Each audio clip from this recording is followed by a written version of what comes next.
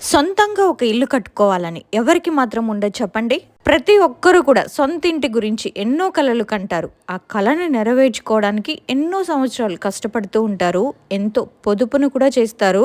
మరి అటువంటి కలల సౌధంలోకి అడుగుపెట్టినప్పుడు మన జీవితం ఎంతో హాయిగా ప్రశాంతంగా ఉంటుందని మనం ఊహించుకుంటాం. కానీ ఆ ఇల్లే మనకి నరకానికి నిదర్శనమైతే మన సబ్స్క్రైబర్ ఒక సామాన్య గృహిణి అంతే. తను ఎంతో ఆశగా ప్రేమతో కట్టుకున్న కొత్తింట్లోకి అడుగు పెట్టినప్పటి నుంచి కూడా తన జీవితం ఒక్కసారిగా తలకిందులైపోయింది. అసలు ఆ ఇంటి గోడల వెనక దాగున్న నల్లటి మంత్ర తంత్రాల రహస్యం ఏంటో తెలుసుకుందాం. ఎన్ని రోజులు కూడా నాకు ప్రమోషన్స్ ఉండి హారర్ వీడియోస్ అనేవి లేట్ అయ్యాయి. సో మీరు కోపం ఏం తెచ్చుకోకుండా ఈ వీడియోని చూసి మర్చిపోకుండా లైక్ అయితే చేయండి.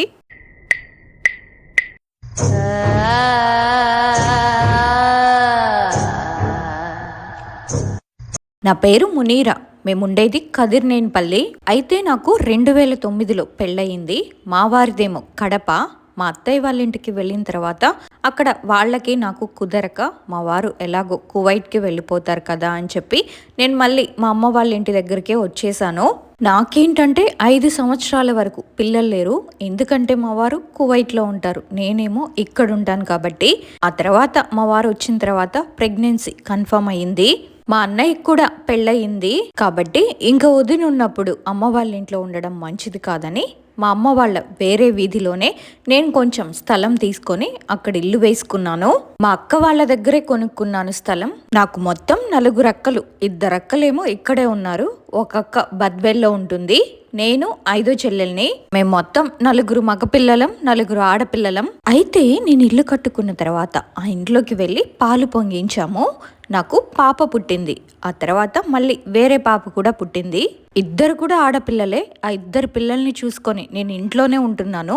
అయితే ఎవరు చేశారనేది మాకు తెలుసు, అంటే చివర్లో తెలిసింది. మా ఇంటి వెనక ఉన్న వాళ్ళే అని తెలిసింది. తగువు అలా వేసుకోవద్దు, నేను అలా అయితేనే పేర్లు చెప్తానని వాళ్ళు చెప్పారు. అసలు ఎలా చేశారంటే పాములను వదిలేశారు ఇంట్లోకి. ఇప్పుడు మనుషుల్ని హిప్నటైజ్ చేస్తారు కదా, అలా ఆ పాముల్ని హిప్నటైజ్ చేశారు. ఏం చేశారో అయితే తెలియదు కానీ నా పేరు చెప్తే పాములు వస్తున్నాయి బయటికి. లేకపోతే అసలు ఎవ్వరికి కనిపించడం లేదు, నాకు మాత్రమే కనిపిస్తున్నాయి. ఫస్ట్ ఇంట్లో ఒక పాము కనిపించిందా, ఇంకా వీధిలో పాముల్ని బాగా కొడతారు కదా, వాళ్ళని పిలిచాను నేను. పాములు ఇంట్లో ఉన్నాయి, 4-5 పాములు ఉన్నాయి, కొంచెం చూడు అని. అతని పేరు గోపాలయ్య. కొంచెం చూసి వాటిని కొట్టయ్యా అని చెప్పి పిలిపించానా. పిలిపిస్తే అతను ఏం చెప్తున్నాడంటే అక్కడ పాములున్నాయి, అవన్నీ కూడా బతికే ఉన్నాయి అని చెప్పాడు. నా కంటికి అవి ఎలా కనిపించినాయి అంటే చనిపోయినట్టుగా పడుకున్నట్టుగా కనిపించాయి ఒక 5-6 పాములు. సరే బతికే ఉంటే వెళ్ళి కర్ర తీసుకొని కొట్టు అని చెప్తే ఆయన కర్ర తీసుకొని వెళ్ళి కొట్టే లోపలే అవన్నీ మాయమైపోయాయి. అలా జరిగింది. ఇంకొకసారి ఏంటంటే ఇంకా పాముల్ని పట్టే వాళ్ళని తీసుకొచ్చి కొడదాము అని కాటన్ గుడ్డ కాల్చి పెడితే పాములన్నీ బయటికి వస్తాయి కదా ఎక్కడున్నా కూడా. అలా అని కాల్చి పెడితే అవి ఎంత చేసినా కూడా బయటికి రావట్లేదు. కానీ ఎవరైనా మా ఇంటికి వచ్చి నా పేరు పెట్టి పిలుస్తారు కదా, అలా పిలిచినప్పుడు నేను బయటికి వచ్చినప్పుడు అవి కూడా బయటకు వస్తున్నాయి. అవి నన్నే చూస్తున్నట్టు నాకు తెలుస్తుంది. కానీ నేను ఎవరికైనా చెప్తే వాళ్ళకి అవి కనిపించడం లేదు. అలా జరుగుతుండడంతో ఆ తర్వాత నేను అసలు ఆ ఇంట్లోకి వెళ్ళడమే మానేశాను. ఇంకా మా అక్క వాళ్ళ ఇంట్లోనే ఉండడం. ఏమన్నా అవసరమైతే ఎవరినైనా తీసుకువెళ్ళి వస్తువులన్నా బట్టలన్నా ఏమన్నా తెచ్చుకోవడం అలా చేస్తున్నాము. ఆ ఇంటిని చాలా రోజుల వరకు మూసేసి ఉంచాము. ఇంకా నాకు హెల్త్ కొంచెం కొంచెం పాడవ్వడం మొదలయ్యింది. ఎలా అంటే కాళ్ళు చేతులు నొప్పి, మెడలు నొప్పి, కళ్ళు నొప్పి, కళ్ళు అస్సలు తెరవలేకపోయేదాన్ని, తల నొప్పి. చిన్న వయసు, నా వయసు కూడా ఏమంత ఎక్కువ ఉండదు, 30కి తక్కువే ఉంటుంది. మెడకి అప్పుడే బెల్ట్ వచ్చేసింది, చేతులకి, నడుముకి, ఇంకా కాళ్ళకి. ఎలా అయిందంటే నెల్లూరులో చాలా హాస్పిటల్స్ దగ్గరికే వెళ్ళి చూపించుకున్నాము. ఎవరు ఎక్కడికి వెళ్ళమన్నా వెళ్ళాము. నెల్లూరులో చూపించుకున్నప్పుడు ఆ హాస్పిటల్లో ఏమీ లేదు, అంత బాగానే ఉంది అని చెప్తున్నారు. సరే అని వేరే వాళ్ళు వేరే దగ్గరికి వెళ్ళమని చెప్పారు, చెన్నైకి వెళ్ళమన్నారు. సరే అని చెన్నైకి వెళ్ళాము. అక్కడికి వెళ్ళిన తర్వాత ఇక్కడే ఉండాలి, మేమేం చెప్పలేము, అబ్జర్వేషన్లో ఉంచి ఒక 2 డేస్ తర్వాత చెప్తాము అన్నారు. టెస్ట్లన్నీ చేపించిన తర్వాత అసలు ఏ విషయమో చెప్తామన్నారు. అలాగే చేపించారు. బ్లడ్ తగ్గిపోయింది ఒంట్లో. అంటే మామూలుగా మినిమం ఆడవాళ్ళకి 10%, 12% ఉంటుంది. కానీ నాకు ఎలా అయిందంటే ఒక 4% కూడా లేదు.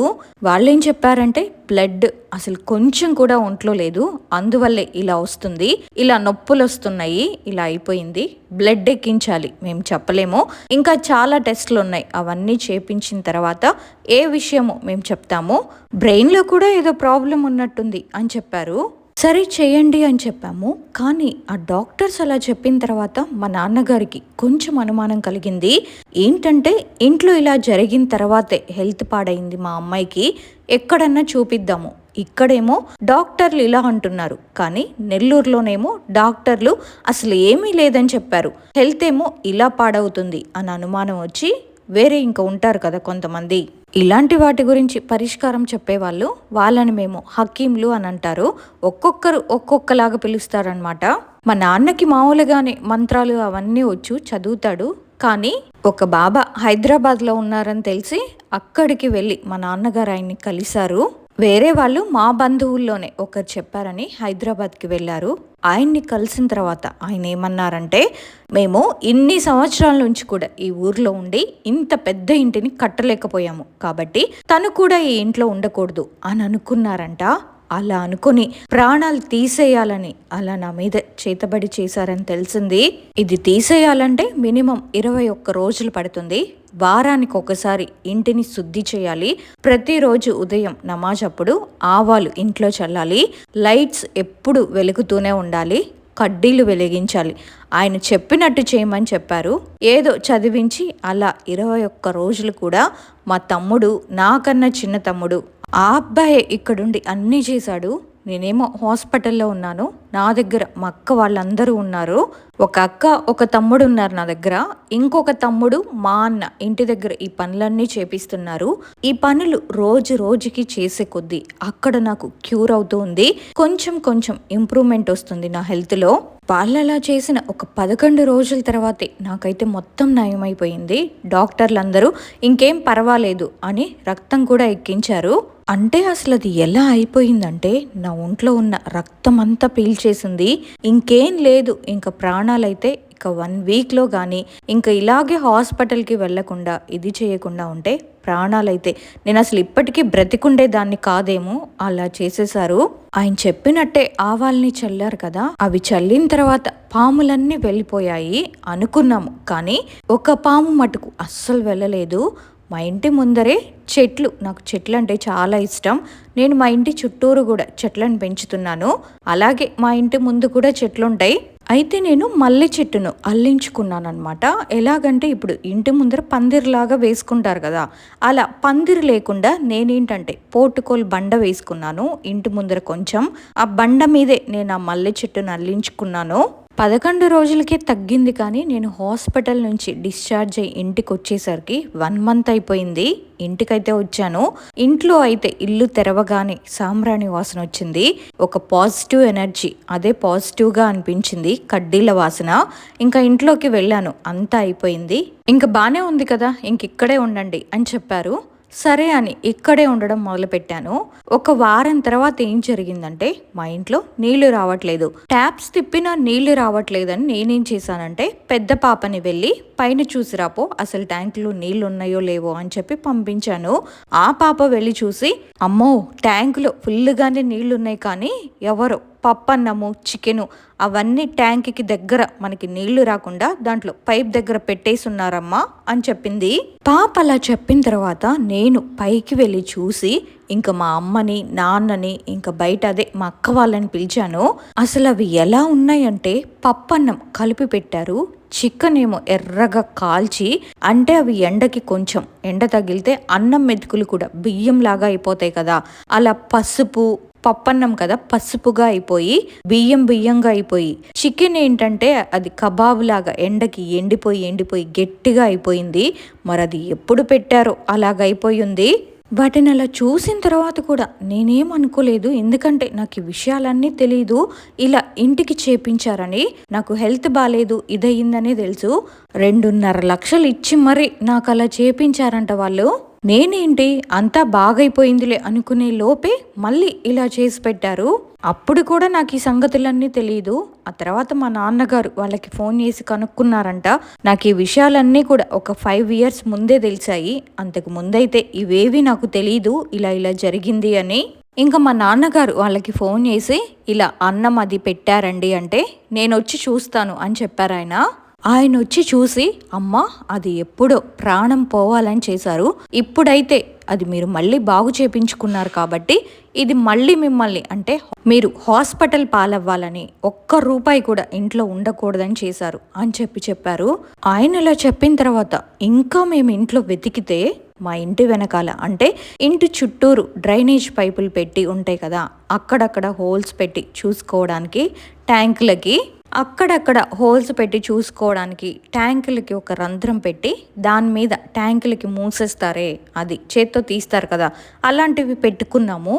అక్కడేం పెట్టారంటే చికెన్ మంత్రించి దాంట్లో 3 రకాలుగా మంత్రించున్న 3 రంగుల అన్నం ముద్దలు, చికెన్, ఎర్ర నీళ్ళు ఇవన్నీ పోసున్నారు గొంతులో అంతా. మేమైతే అస్సలు చూసుకోలేదు. అసలు ఇది ఎప్పుడు జరిగింది, ఎలా జరిగింది అనేది కూడా మాకు అర్థం కావట్లేదు.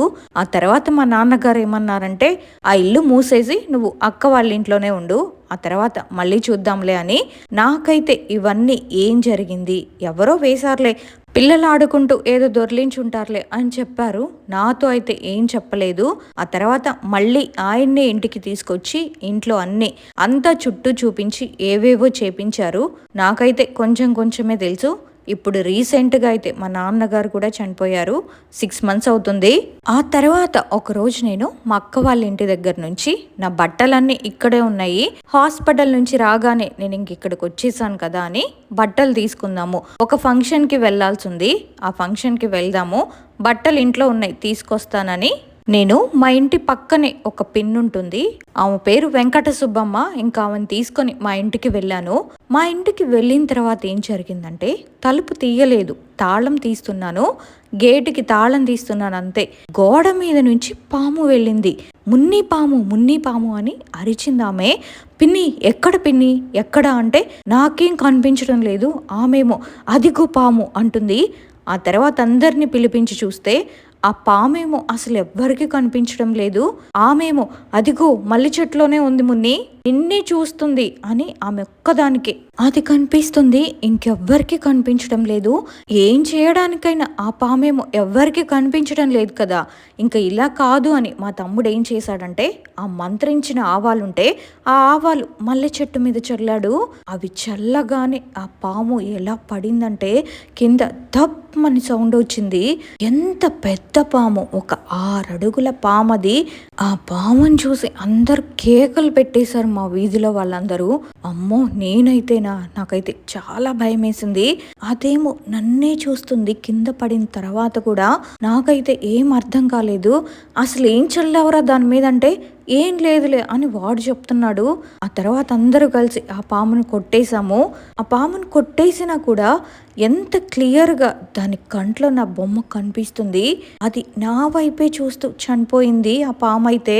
మళ్ళీ మా నాన్నగారు ఇంట్లో ఇలా చేసి పెట్టారని ఆయనకి ఫోన్ చేసి చెప్తే ఆయనేమో ఏదేదో చదివి ఇంట్లో గోడలకి ఇవి పెట్టండి, ఇలా చేయండి అని మంత్రించి ఇచ్చారు. మేము అవన్నీ చేసిన తర్వాత నాకైతే కొంచెం హెల్త్ బాగయింది. ఎవరు చేశారు అనేది మా నాన్నగారు తెలుసుకున్నారు. చాలా వరకు ఒకసారి ఏమో 2,50,000 తీసుకున్నారు, ఒకసారి 50,000, ఇంకొకసారి 1,30,000 అన్నన్ని డబ్బులు తీసుకొని వాళ్ళు బాగు చేసి ఇప్పటికైతే నాకైతే హెల్త్ బాగానే ఉంటుంది. అప్పుడప్పుడు కొంచెం హెల్త్ బాగోలేకుండా వస్తుంది, అదేమంత ప్రాబ్లం చేయలేదు. కానీ ఆ పాములతో చేసిందైతే, నేను ఒక పాము నా వైపే చూస్తూ చనిపోయింది, అది నేను ఎప్పటికీ మర్చిపోలేను.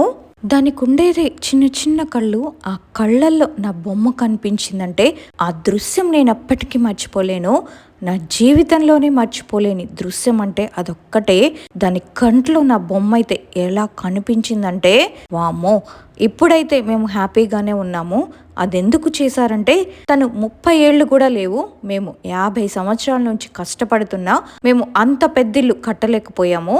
నిండా 30 ఏళ్ళు కూడా లేవు తను ఇంత పెద్దిల్లు కట్టింది. అసలు ఎక్కడి నుంచో ఇక్కడికొచ్చి ఇంత పెద్దిల్లు కట్టింది అనే ఈర్ష్యతో అలా చేయించారని తెలుసుకున్నాము. వాళ్ళెవరో కూడా కాదు, మా నాన్నకి స్వయాన అంటే చెల్లెలి కూతురు, ఆవిడే మా అత్త కూతురే అలా చేపించింది. ఇంకెందుకులే మాకు తగులని వాళ్ళతో మేము మాట్లాడడమే మానేసాము. మాతో కూడా వాళ్ళు మాట్లాడరు. వాళ్ళు మా ఇంటికి వచ్చినా నేనైతే రానివ్వను, నేను కూడా వాళ్ళ ఇంటికి వెళ్ళను. నా లైఫ్లో జరిగిన ఈ చేదనుభవాన్ని మీ అందరితో పంచుకోవాలని అనుకున్నాను. ఎందుకంటే అందరూ కూడా జాగ్రత్తగా ఉంటారని. మన ఎదుగుదలని చూసి సంతోషించాల్సింది సొంత బంధువులే, కానీ అదే సొంత బంధువులకి కుళ్ళు, ఈర్ష్య అనేవి నేను చేయలేనిది ఎవ్వరు చేయకూడదు, నాకు దక్కంది ఇంకెవ్వరికి దక్కకూడదు అని ఇలాంటి ఒక మైండ్ సెట్ ఉన్న వాళ్ళు ఎంత దూరమైనా వెళ్తారు. ఆఖరికి ఒక మనిషి ప్రాణం తీయాలనే స్థాయికి కూడా దిగజారుతారు. ముఖ్యంగా అలాంటి వాళ్ళకి మనం ఎంత దూరంగా ఉంటే అంత మంచిది. ఈ ఇన్సిడెంట్ నుంచి మెయిన్ గా మీరు నేర్చుకోవాల్సింది ఏంటంటే, ఈర్ష్య అనేది విషం కంటే ప్రమాదకరమైనది. మనల్ని మనం ఎప్పుడూ నమ్మాలి. ఏదైనా కష్టం వచ్చినప్పుడు భయపడి అక్కడే ఆగిపోకుండా సరైన మార్గంలో దాన్ని ఎదుర్కోవాలి.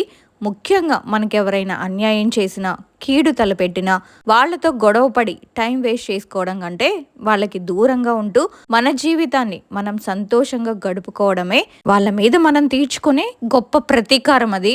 మునీరా గారు తన లైఫ్లో జరిగిన ఈ భయంకరమైన వాస్తవాన్ని ఇతరులు కూడా జాగ్రత్తగా ఉండాలనే ఉద్దేశంతో మనతో షేర్ చేసుకోవడం జరిగింది.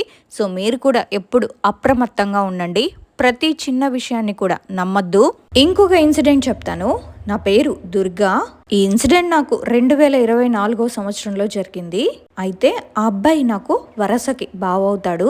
తను ఏదో పార్టీకి వెళ్ళి ఫుల్గా డ్రింక్ చేసేసి రిటర్న్ వస్తుండగా స్కిడ్ అయ్యి బండిపై నుంచి కింద పడిపోయాడు. స్పాట్లోనే చనిపోయాడు.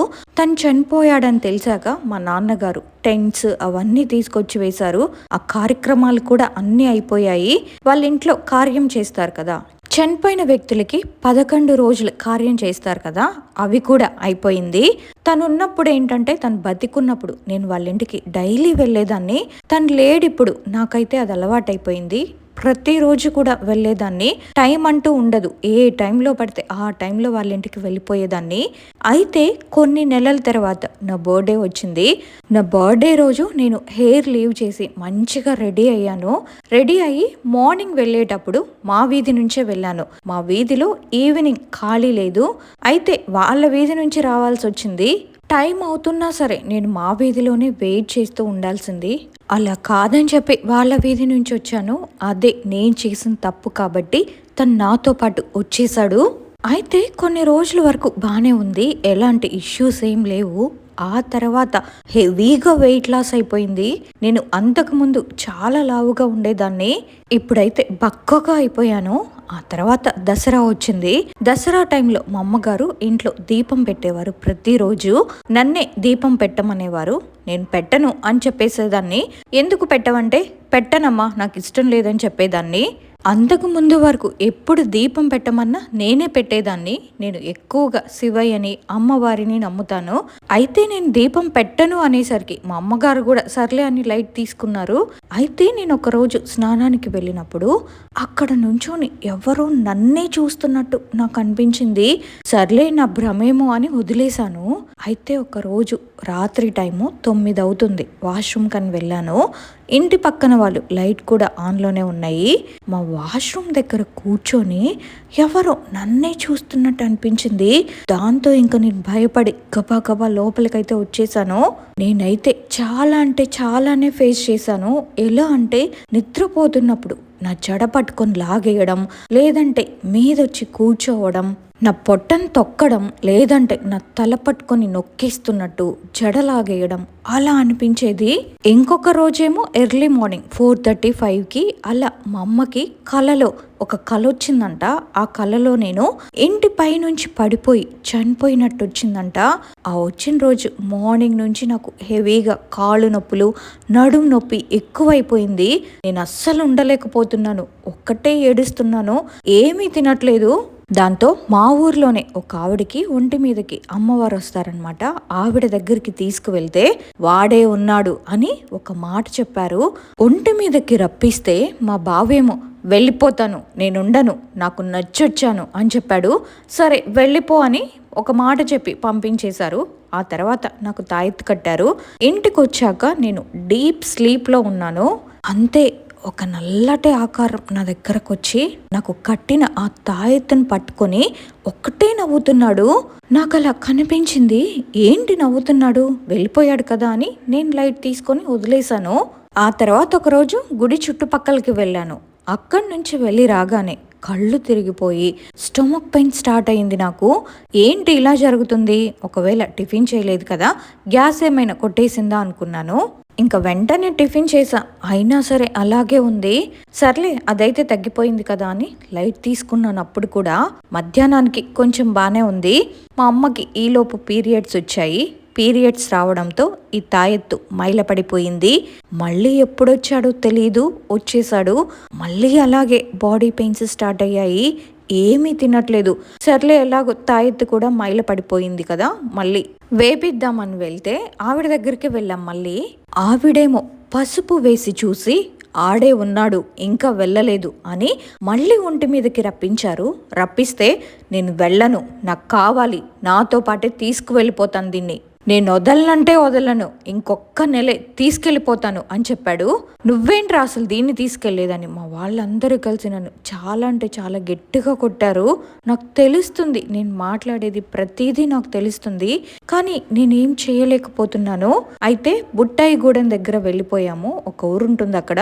స్వామికి ఫోన్ చేసి ఇలా ఒక అమ్మాయిని పట్టుకుంది, ఏడిపిస్తున్నాడు అంటే మండే మార్నింగ్ తీసుకురండి అంటే మేమందరం కూడా మండే ఎర్లీ మార్నింగ్ 4 రెడీ అయ్యి బయలుదేరి అక్కడికి వెళ్ళిపోయాము.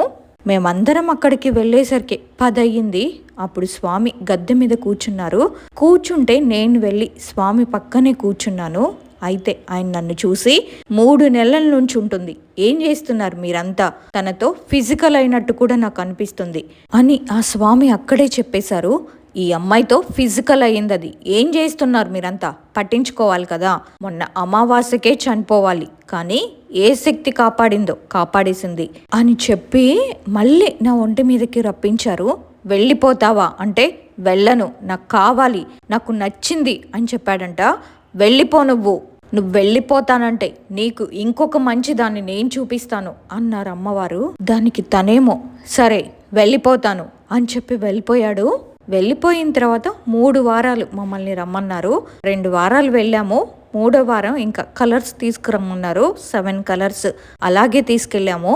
దిగదుడుపు తీసి పడేశారనమాట. రిటర్న్ వెనక్కి వచ్చేసాము. 3 వీక్స్ 4 వీక్స్ బాగానే ఉంది నాకు. ఆ తర్వాత మళ్ళీ నేను షాప్ కని వెళ్ళాను.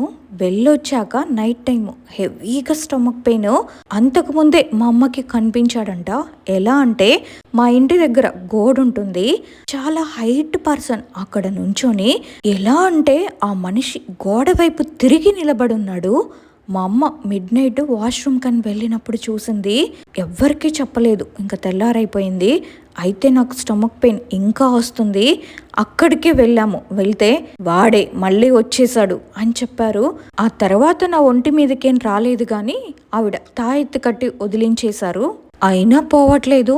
ఆ తర్వాత ఒక ఆయనకి ఫోన్ చేసి చెప్తే ఆయన వచ్చాడు. ఆయన వచ్చి ఒక తాయెత్తు కట్టారు. అది ఎలా కట్టారంటే ఒక రెడ్ కలర్ క్లాత్ ఉంటుంది కదా, ఆ క్లాత్లో కుంకుమ పసుపు వేసి ఒక రూపు బిళ్ళ పెట్టి అది తాయెత్తు కింద కట్టారనమాట. ఆ రెడ్ కలర్ క్లాత్ని కట్టిన తర్వాత పూజ చేయాలన్నారు. పూజలో కూర్చున్నాము. కూర్చున్న నా ఒంటి మీదకైతే రాలేదు. ఎంతసేపు చూసినా రాలా. అయితే వరిపిండితో బొమ్మను చేసి దానికి దీపం చేసి దీపం వెలిగించమన్నారు. నా చేత్తోనే వెలిగించాను. పూజ అదంతా అయిపోయింది. ఆ పూజకి మాకు 15,000 ఖర్చు అయింది. ఇంకా అక్కడితో అయిపోయింది అని చెప్పారు. మొన్న రీసెంట్గా సంక్రాంతికి ఈ పూజ అనేది అయిపోయింది. ఆ తర్వాత ఏప్రిల్లో రీసెంట్గా జరిగింది ఇది. ఎగ్జామ్స్ అయిపోయాయి. అయిపోయిన తర్వాత నా ఫ్రెండ్తో కలిసి నా ఫ్రెండ్ వాళ్ళ ఇంటికి వెళ్తున్నాము. ఆ రోజు కూడా నేను హెయిర్ లీవ్ చేశాను. కళ్ళకి కాటుక పెట్టుకొని వెళ్ళాను. వెళ్తే ఎలా వచ్చాయో తెలీదు. ఒక మగదయ్యం ఒక ఆడదయ్యం అన్నమాట. కానీ అవి మా ఇంట్లోకి రాలేకపోతున్నాయి. ఎందుకంటే ఆ స్వామి అప్పుడు పూజ చేసి మేకులు కొట్టారు మా ఇంటికి. ఏ ఆత్మలు కూడా ఇంట్లోకి రాకుండా. అవి ఇంట్లోకి రాలేక బయట నుంచే నా కలలో నేను బయటే ఉన్నాను, అవి బయటుండి నన్ను పిలుస్తున్నట్టు అలా వచ్చింది. ఏంటి ఇలా వస్తున్నాయని మా అమ్మతో చెప్తే అక్కడికే మళ్ళీ వెళ్ళాము. మా ఊర్లో అమ్మవారు వచ్చి ఆవిడ దగ్గరికే వెళ్తే ఇలాగ 2 ఉన్నాయి, అక్కడికి వెళ్ళినట్టు తెలుస్తుంది అంటే, అవును నేను నా ఫ్రెండ్ వాళ్ళ ఇంటికి వెళ్ళాను అని చెప్పాను. సరే అని నాకు ఒక తాయెత్తును కట్టారు. నేను మా ఫ్రెండ్ వాళ్ళ ఇంటికి వెళ్ళొచ్చిన ఆ సాయంత్రమే నాకు నరాలన్నీ ఉబ్బిపోయి ఫుల్ జ్వరం వచ్చేసింది. దాంతో మా అమ్మ వాళ్ళు భయపడి మళ్ళీ ఆవిడ దగ్గరికే తీసుకువెళ్ళారు. ఇవి నా లైఫ్లో నేను ఫేస్ చేసిన ఈ 2 ఇన్సిడెంట్స్. సో విన్నారు కదా, మన కంటికి కనిపించని శక్తులు మనం ఊహించని రూపంలో మనల్ని నీడలా వెంటాడితే ఎలా ఉంటుందో ఈ ఇన్సిడెంట్ మనకి కళ్ళకు కట్టినట్టు చూపిస్తుంది. జీవితంలో సంభవించే కొన్ని ఆకస్మిక మరణాలు, వాటి వెనుక మిగిలిపోయే బలమైన కోరికలు ఒక్కోసారి ఇలాంటి భయానక రూపాలని దాల్చుతాయి. అయితే ఆ చీకటి ఎంత దట్టంగా ఉన్నా వెలుగైతే రాక తప్పదు. మన సబ్స్క్రైబర్ దుర్గ గారు వాళ్ళ ఫ్యామిలీ మెంబర్స్ మెయిన్గా ఆమెకున్న దైవభక్తి ఆమెను ఈ చీకటి నుంచి గట్టెక్కించాయి. అందుకే మన పెద్దవాళ్ళు చెప్పేది తలస్నానం చేసి తల విరబోసుకొని ఎటు పడితే అటు వెళ్ళకూడదు అని చెప్పి. తలస్నానం చేసినప్పుడు మీరు బయటికి వెళ్ళాలనుకుంటే నోట్లో ఒక చిన్న కల్లుప్పునైనా లేకపోతే మన మాడు మీద కొంచెం నూనెైనా, అది కాకపోతే మన అరికాలు కింద చిన్న కాటుక లాగైనా పెట్టుకొని వెళ్ళండి. ఈ 2 ఇన్సిడెంట్స్ విన్న తర్వాత మీకెలా అనిపించిందో మీ అభిప్రాయాన్ని తప్పకుండా కామెంట్ సెక్షన్లో నాతో షేర్ చేసుకోండి. అలాగే ఈ వీడియో కనుక నచ్చితే లైక్ చేయడం మాత్రం మర్చిపోవద్దు. అలాగే మీ లైఫ్లో కూడా ఇలాంటి భయంకరమైన రియల్ ఇన్సిడెంట్స్ ఉంటే అవి మాతో మా ఛానల్ ద్వారా అందరితో షేర్ చేసుకోవాలని మీకు అనిపిస్తే నాకు ఇన్స్టాలో మెసేజ్ కానీ లేకపోతే మెయిల్ కానీ పంపించండి. మరొక ఇంట్రెస్ట్ అయిన ఇన్సిడెంట్తో మళ్ళీ కలుద్దాం. అంతవరకు సెలవు. మీరు కూడా జాగ్రత్తగా ఉండండి. Bye bye.